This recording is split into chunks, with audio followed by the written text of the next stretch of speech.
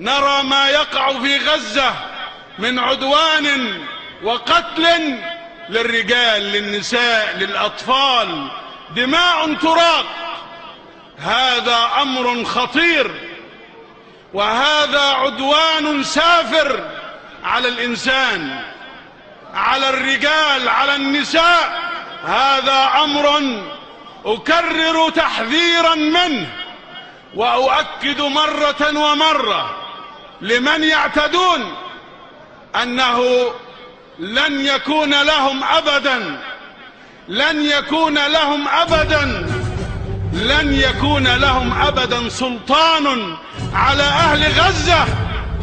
لن نترك غزة وحدها، لن نترك غزة وحدها.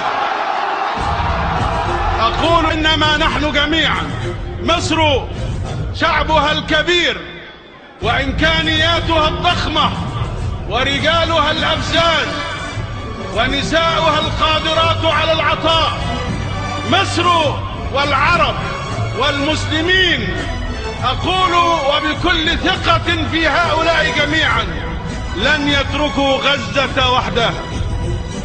إننا اليوم أمام هذا العدوان نقول للمعتدي: لن يتحقق لكم سلام بالعدوان، لن يتحقق لكم سلام بالعدوان، ولن يكون لكم استقرار بالعدوان، ولن تنالوا خيرا على هذه الأرض بالعدوان.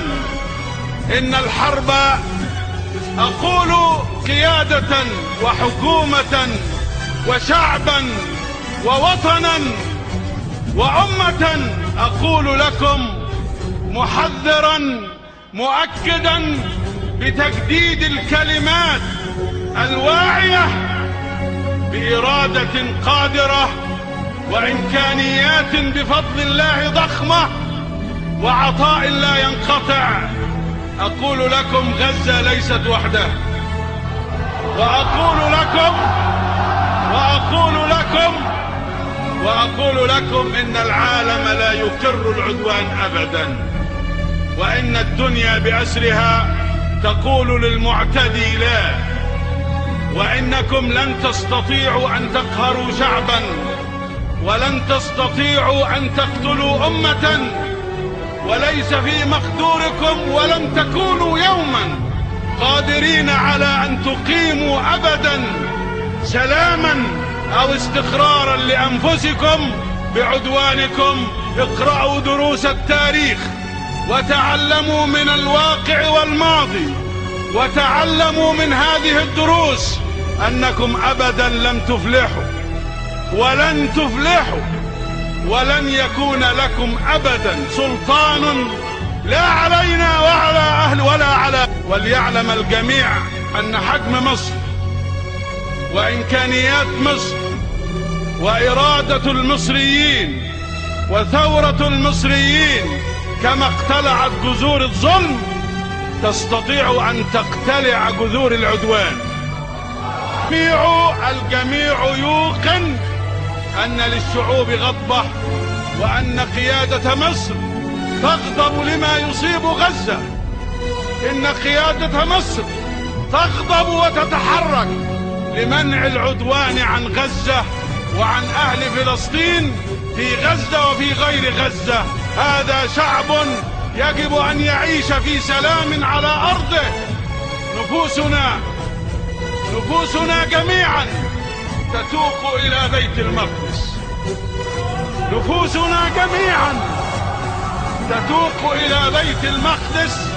وأقول للمعتدي: خذ من التاريخ العبر، خذ من التاريخ الدروس. أوقفوا هذه المهزلة، أوقفوا إراقة الدماء، وإلا فغضبتنا لن تستطيعوا أبدا أن تقفوا أمامها. غضبة شعب وقيادة، غضبة شعب وقيادة.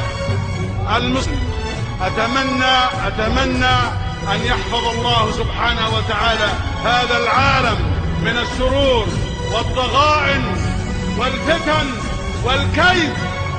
الكيد والمكر الذي لا يعود إلا بالوبال على أهله وصانعيه. هذا هو التاريخ. الله سبحانه وتعالى ينصر من ينصره. فانصروا الله في أنفسكم في مصر، وانصروا الله في وطنكم مصر، وانصروا الله في أمتكم في العرب في المسلمين، وحينئذ بالوحدة وبالإرادة والعمل والفعل بعد حسن التوكل على الله والإنتاج ترقبوا خيرا، وما ذلك على الله بعزيز، وإن غدا لناظره قريب. كل عام وأنتم بخير. السلام عليكم ورحمة الله وبركاته.